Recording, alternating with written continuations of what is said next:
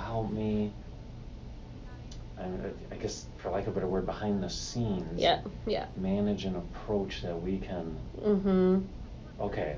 Yeah. That's helpful. I mean, it will stay confident. Oh, yeah. But it allows me to know positions, right?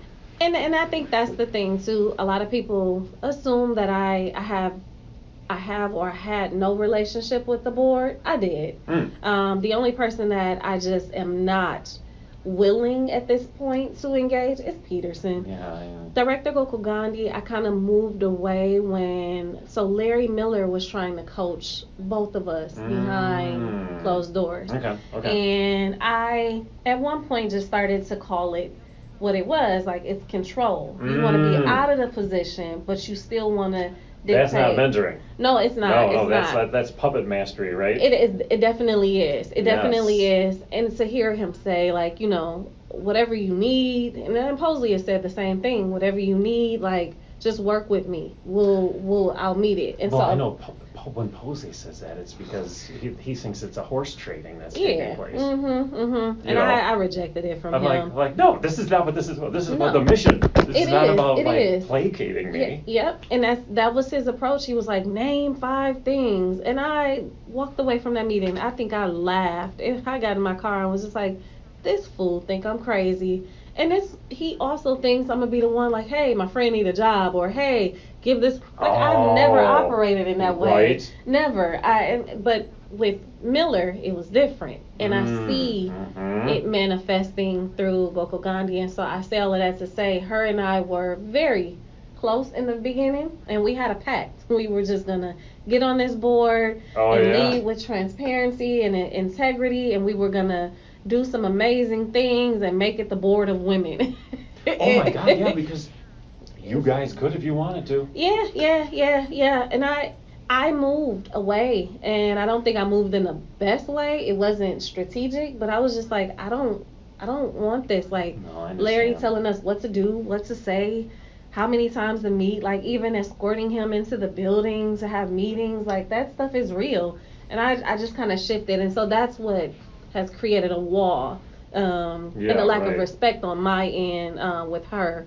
And so she's not one like that I can trust. And I know that she shifts because we also had a plan during the closed session, like put some pressure on getting him out. Like, we need fresh leadership. There was the opportunity. It was, and I feel like I am the reason why it didn't go through, especially when you're getting emails from Bob Peterson saying, thank you for your intervention. I don't know if you remember, so like... Wait, oh my God. Boy, something must have gone off the rails if you received that email. Oh yeah, it did. And I thought you were in there, but I also don't think you were. I might have missed one. It may have been this one where...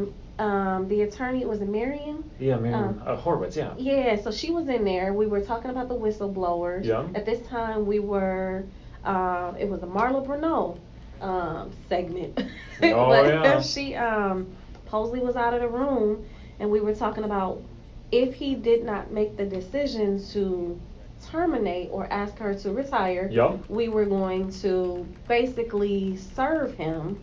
That notice, right? The contractual notice that says we're not going to renew. We're not going to renew. And and I think there were 2, maybe multiple meetings, but this meeting in particular, he came in, and it was after y'all using a black man. And I was there for that. That one. Yes. So it was after this one. Yes. He came in, and the board president was supposed to tell him what the next steps were. Yeah. Yes. And she was there, and she started naming some of the whistleblowers. She was calling out names, and I remember like the awkward silence amongst us board members. I remember like eyes bouncing off each other, like, did she just say names? And Dr. Mann was just like, and then I remember looking at Gokul Gandhi, and so they brought him in, and everybody got silent. Yes, and I remember this now. Okay, and we were waiting on Bob to say something, but I ended up, and it was like I kind of shifted the direction. Oh, wait, is this where you had said, hey, Dr. Posley, this is the first I've heard you share that? It was after that. It was after that. Yep. Oh, yeah, okay. It was after that one, because that was my... I guess, would it be sympathy or empathy? It was just like, okay, I want to do both. Like, I want to empathize. I've experienced this. I've heard of this. I know this stuff is real. Oh, it's a real thing. Yeah. It is. And so, no, that was a different meeting. This meeting, it was, I literally turned to him and I said, everybody's silent. It was like, we had plans when you walked in here. I said, it is very awkward right now. So I said, since no one else is going to say it, I'm going to be the one to say it. And I take full responsibility if I say the wrong thing. I looked at Miriam and I said, I don't know if we're discussing things that should be discussed, but I said, I'm willing to follow the direction of the board and just dismiss those plans. And I said, because it's obvious that everyone is uncomfortable. But I said, understand this. I said, I will be on you like white on rice. And I said, this will not occur again, or else I will blow cover. Yeah. And so Dr. Mann, everybody, Jilly was just like, Dr. Mann was like, and I told him, I said, I will be an enemy of this district as long as you're here. Yeah. If this occurs. I absolutely was not in that meeting because I don't remember this. How did I miss that one? I wonder if I was out there. Oh, I think I remember.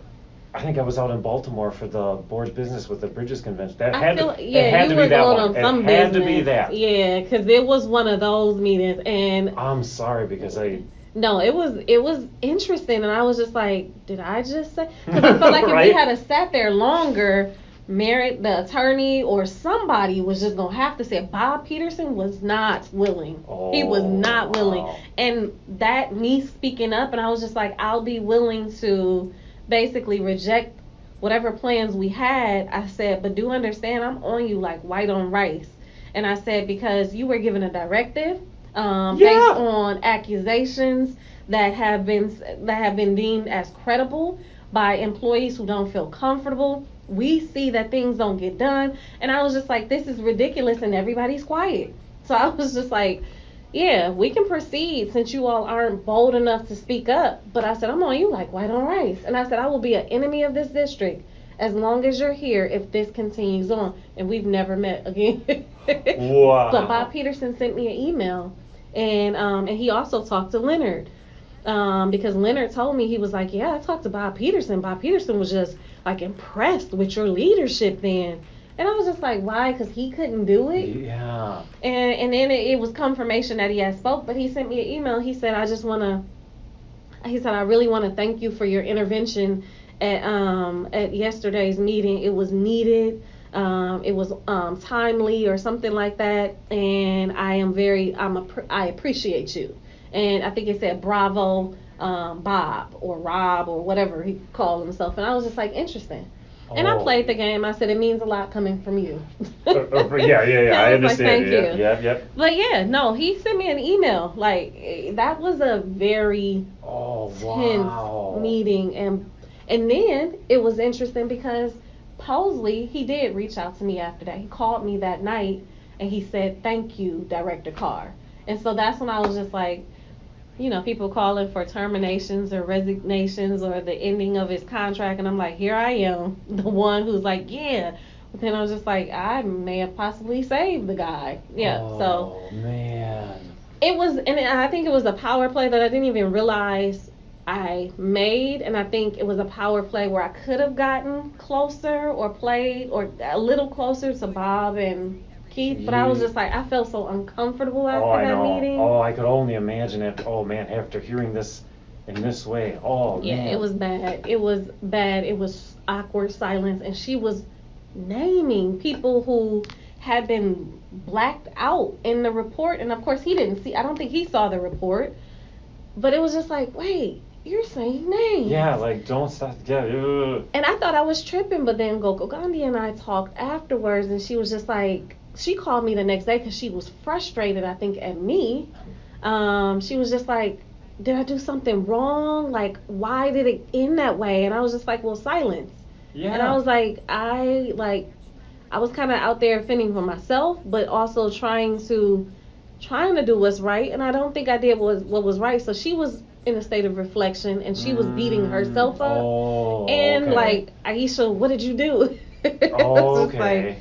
Yeah, so but no, and that's how I know that she's wanted to get rid of him herself. But now, in one of the more recent closed sessions, she was just like, "This poor man," and I was just like, "That's Larry." That is a total reversal. It is. Oh my. But we operate in some of the same circles, and it's crazy because I maybe hated on the board, but I was a long time union active member, and it's like, I get the emails when Amy send them out.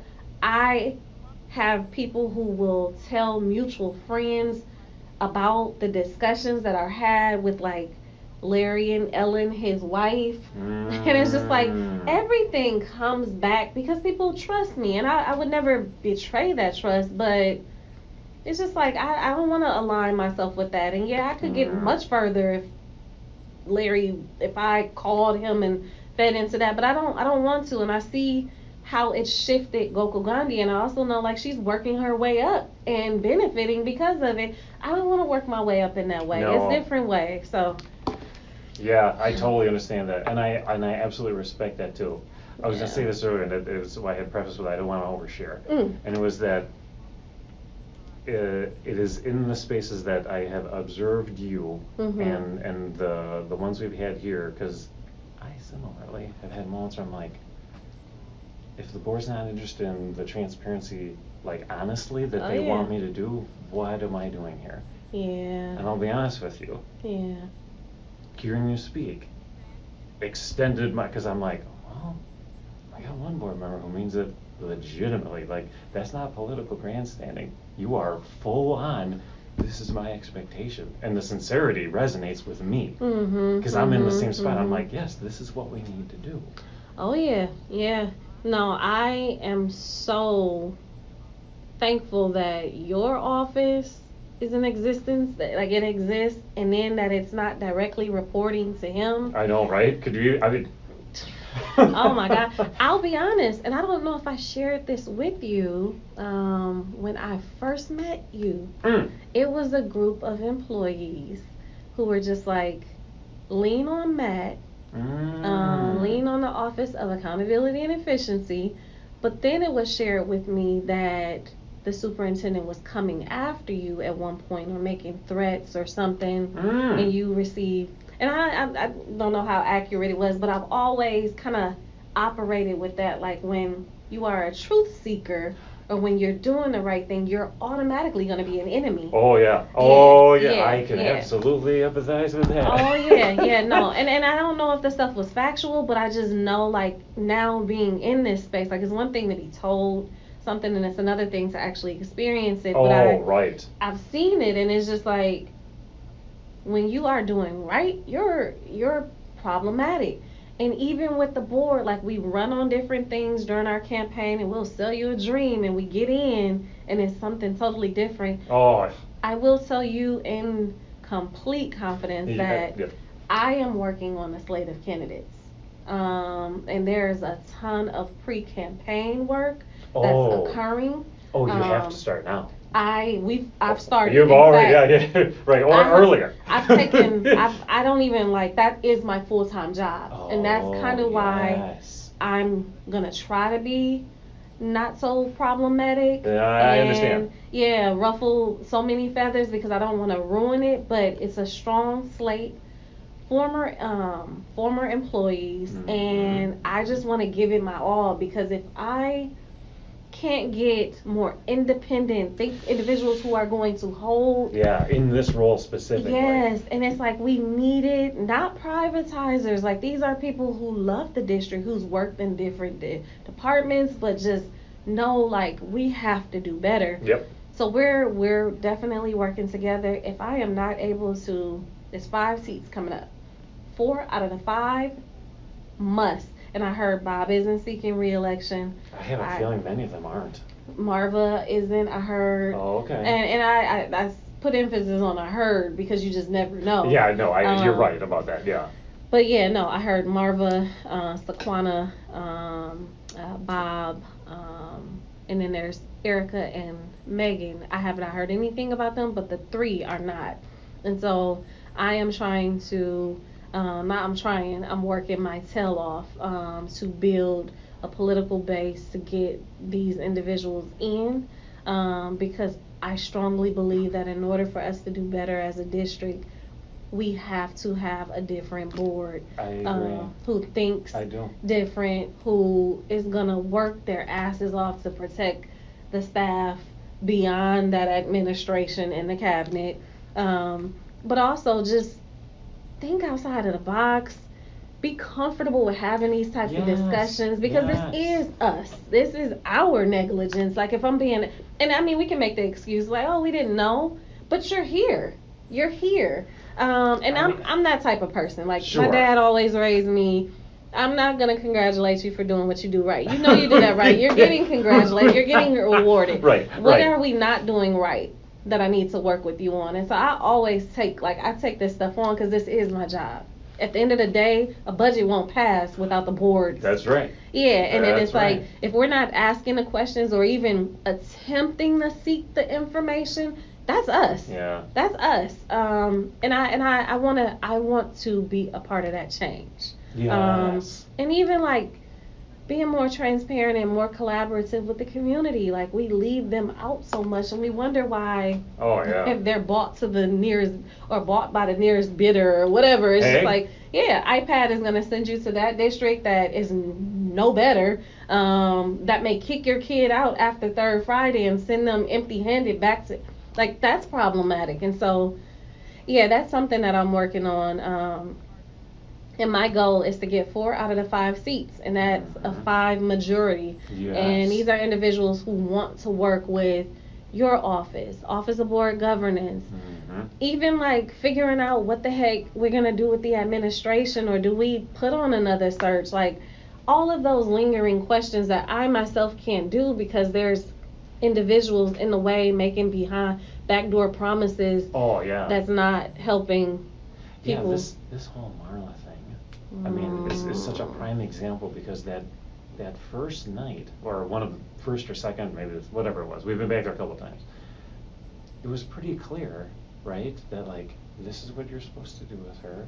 She's supposed to get put out, right? Yeah. And that was a whole lot. And this is something that drives me nuts. And I know you already know this, but when she was on leave, right, just collecting a paycheck. Yep. Oh yeah. For months. It would not have been outrageous to say, this is the approach we're going to take, but you're going to have to use vacation. Yeah. Or you're going to have to use vacation and sick time. Something. Yeah. She didn't lose 1 minute of any accrued leave, and she just got her full chief salary the whole time. Yeah. And I'm like, I know that you have the same reaction to it that I do, and maybe that's why I'm sharing this here, because I need to have a conversation with someone, right, who's going to be upset by it like I am. No, and I think about it, and I'm just like, I'm not one that's going to lie to myself. I remember feeling uncomfortable, like, do we leave her? Do we, like, risk her going to, it was so many things, and so that, I think that speaks to the lack of confidence that I have in this role, at being a board member and being amongst like board colleagues. It's like, I could easily say, let's get rid of her, if I knew that everybody else on the board would think rationally and be like, right. Bottom line, she's the problem. Like, this is the cancer of the, and it's like, I can't, like, I go home with that. Quana called me after I stormed out of that meeting with Marva the one time. Oh yeah, about Holy Redeemer. Yeah, and I was in tears, and I just had to drive, because I'm like, I couldn't go home. I was so frustrated, and it's just like everything building up, and I'm like, I just want to do right. I just want to serve. I want people to be like, you know what? That administration, not that one, but that administration, Office of Accountability and Efficiency, Office of Board Governance, and that board really shifted the culture of the climate of the district, but also restored our trust in public schools and everything else. And it's like, how do we get there? How do we get there to the point where people are just like, I'm gonna give MPS another chance. Right. And I'm not confident yet. So I take this stuff home. It's deep to me, and it pains me to be in this place and then to be caught up in the politics. It's like, this is one space, no. Yeah, and you know, I wrestle too because sometimes I don't know. I'd usually the illusion before, right? The literary one of, okay, so board, you've created an independent office. Who's going to have an independent voice? It's going to say not great things sometimes. Is that what you really, really, really want? Right? And are you going to have that independent office's back when they decide to do it? That part. And I, this is very humble because I know at least one member of the board is like, go ahead, it'll be okay. Right? No, that is your obligation under policy. Go ahead. And I think I probably will pick your brain another time too, and let you know about some of the vision I have about how we can move these things, and the other table setting that I can do that will bring the transparency. That hopefully like-minded individuals can use as a resource, right, to help support this is why change is necessary. You know what I mean? I don't know any other way to approach it right now. And I mean, I can think about more strategies. I don't know if you're comfortable. I can put you in touch with so I am now working with some federal legislators, U.S. Department of Education, board members in other districts that have similar demographics. Everyone actually talks about the constructs of the 2 offices in other districts. Prior to coming into the fellowship, they have to do their research on NPS, and they were just like, we love your office and Office of Board Governance and how much support is here for board members. And I said, and I said, it's sad. Oh, that's cool. I didn't realize that that's the reaction to it out there. No, in fact, my follow through has not been the best. It's a little better from last year, but I've been asked to put a couple of the leaders of the fellowship in contact with you and Dr. Mann. Because they want to learn about ways that they can encourage and support other board members in the fellowship to develop offices as such to support them in their districts. So that's fascinating. So I say all of that to say, I can send if you want another thought partner that's completely external or whatever. You just let me know. But I do understand the complexities, and also again the opportunities. Right. I really appreciate that perspective too, because when it's exclusively viewed as the complexity or the challenge, man, it's hard to just keep slugging forward. That deficit mindset. It's no, wherever there's a problem, there's a solution, and there's opportunities to build on it. Can I share one more thing with that? It's not budget related, but I think it lends itself well to, let me just print something real quick. And then I really appreciate your time today. No, thank you. Idea, with spaces like this and the conversations we're having, I'm going to be honest, this was a very restorative spending of time for me, because man, some days are just am I doing the right work? Oh yeah. Are people interested in it? I do that. I definitely feel that this is so helpful. More often than not. I definitely. I've seen it out there when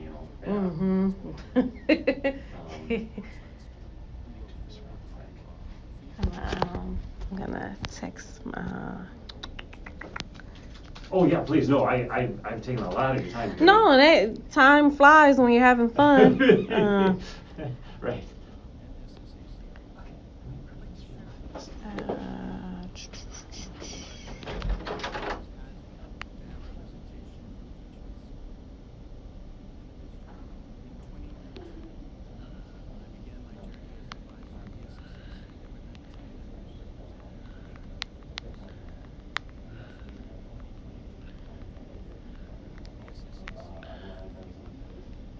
Thank you.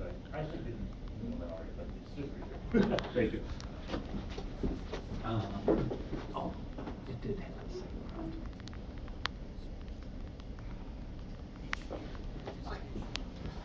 Okay. Here.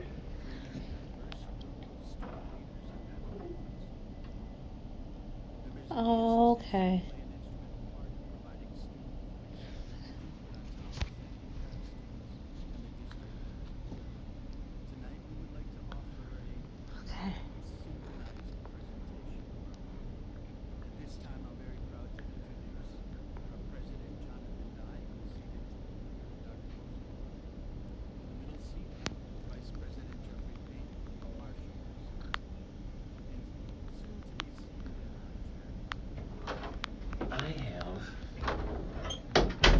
confidence too. Okay. Because I've been trying to identify avenues by which I can start to change the thinking and the approach. I've been sitting down with the chairs of the committees. Okay.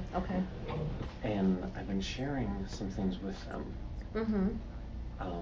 This is a document. It's basically their self-accountability as a committee.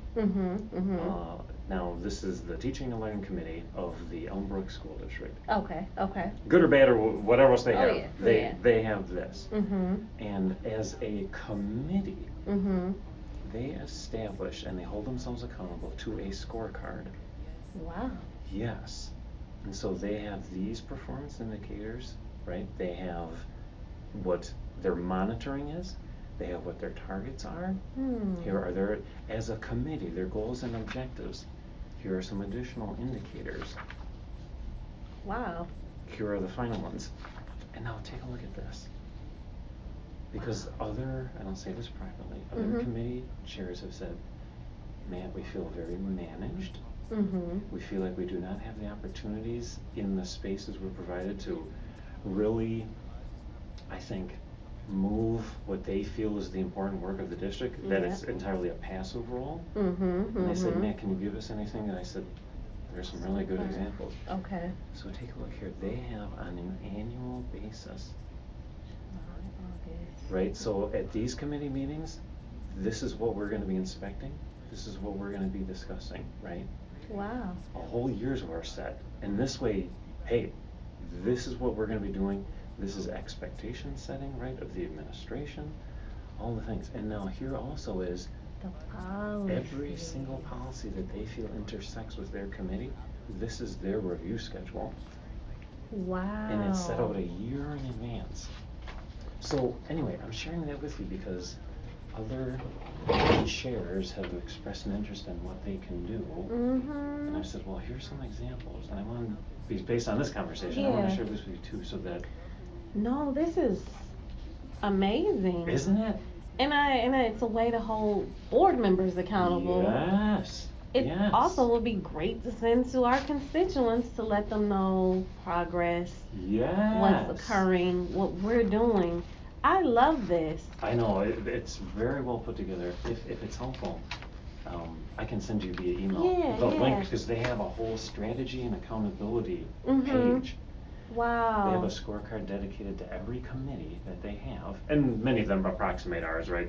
This is their version of SASE, for example. Yep. The student achievement. And conversation now is policy based, Oh yeah, yeah. And policy monitoring, and I'm not trying to throw any other executive arm under the bus. No. However, what you guys get is an after the fact policy consideration. Oh yeah, yep. Here's the policy, I've done all the changes, can you approve this for me? What discussion is this? Right, yep, absolutely. As far as I'm concerned, you get two sides of a mouth. You should be in a policy lane, right? But then at the same time, this is the policy for approval, now stop talking. Yep. And I'm like, you no, that's not right. Yep. Yeah. So, anyway. This is great. I'll send you the link to. Yes, I love that. You know, another thing I was thinking too, like when board members first come in, one of the things that I tried and I failed miserably, identifying policies of your predecessor. Oh. And determining because you asked me for, like, hey, what were some of the more recent asks of Director Woodward? Yes, I remember that. No, but it even in that, it's like sometimes we reinvent the wheel instead of identifying what has been implemented. Without anyone sharing the information with you, how else would you possibly know? I mean, honestly, unless you decided to be an independent board clerk for years before you came on the board, how else would you possibly know? We wouldn't unless we dig, and the time is not there really to do so. No, it is not. Yeah, and I often wonder, like, even with the equity this, equity that, strategic planning this, strategic planning that, it's like, I used to sit in the board audience. I recall conversations especially on the policy committee, where this was created? Where is it? What's happening? Do we need to revisit it? Do we need to revive? Like, why reinvent? It's a lot. It is a ton. And I think, like, it's almost like a new school board onboarding academy or something. Yes. Hopefully the rapport we built thus far. I am here to move the mission of the district. I'm not here to call other people out. Okay? I know. But in a process improvement lane, I get the impression the onboarding that you experienced could be vastly improved. Hell yeah. Because the 5 minutes that I get in your onboarding, which is, here's the introduction, and then what I see sort of as like the before and afters, I'm like, there is no way these individuals can come in here and hit the ground running. Oh yeah. And I didn't know if maybe a lot more was taking place behind the scenes. No, not at all. Oh. No, I have been openly critical with Dr. Mann about that. And that was one of my first conversations with Bob. I was school board member begging for a retreat to focus on the onboarding. Yes. And I remember telling her, like, first of all, I was dozing off.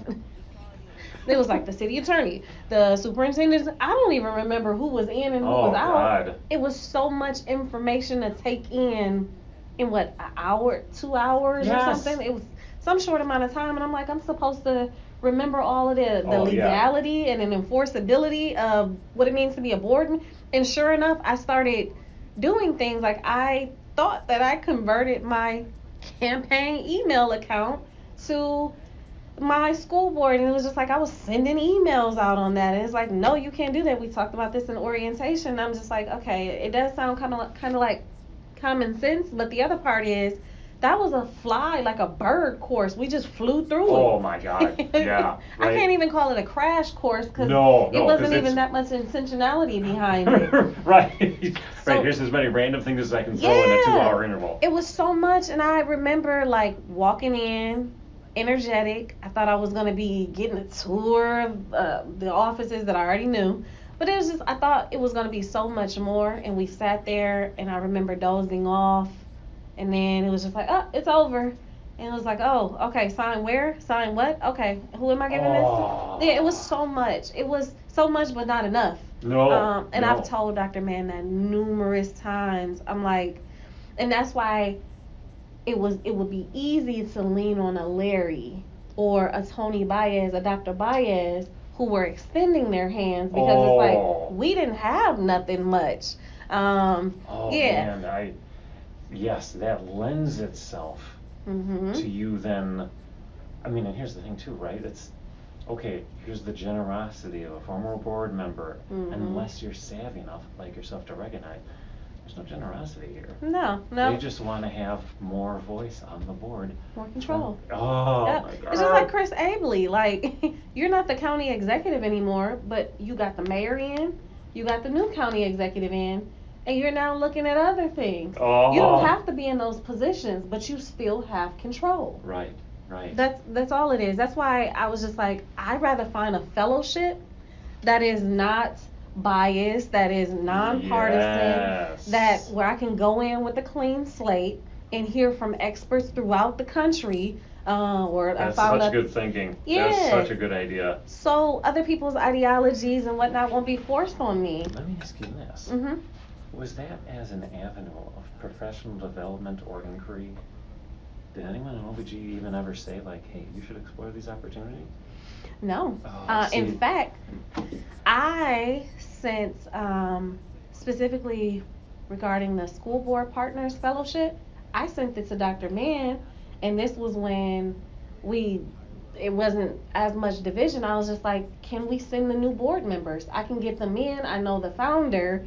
I met him through another fellowship. And then it just happened to pop up as an ad on my social media. And I was like, I forgot about that org. Oh, yeah. I sent it to her and was just like, what are your thoughts about getting multiple school board, MPS school board members applying? Absolutely.